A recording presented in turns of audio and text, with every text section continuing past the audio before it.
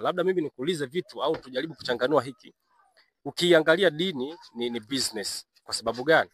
Uwezo ukaniambia kanisa fulani, labda Anglican, Mennonite au kanisa lolote lile unaweza kulijua wewe au makanisa sasa hivi, unakuta kanisa linaloamini Mungu yupo na anaponya linamiliki hospitali. Kwa hiyo ukiangalia hospitali pale kuna sindano, kuna bandages, kuna nini. Hizi zote ni scientific objects. Kwa maana yake kwa kuwa Mungu anaponya wasingestahili kuwa na hospitali. Wasingestahili kuwa na hospitali, na kama wangekuwa na hospitali basi wangekuwa wanatumia vifaa vya kiroho kuleta cure. Sasa kwa nini waende watumie vifaa vya kisayansi wakati wao wanapingana na sayansi kila siku? Kwa maana yake mpaka hapo na maana kwamba dini zenyewe zinapinga uwepo wa Mungu.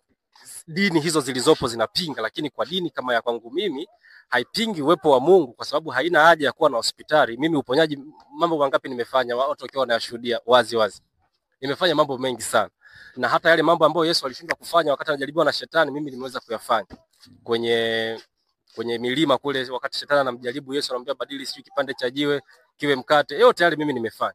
Nimetembea juu ya maji, nimepaa kwenye mawingu, nimefanya vitu vingi sana. Kwa ufupi unashauri vipi au unaiambiaje jamii kuhusu dini za? Kwa sasa mimi siwezi kuiambia jamii kitu chochote. Labda nimkabidhi hapa mtafiti awaelekeze jamii kuhusu nini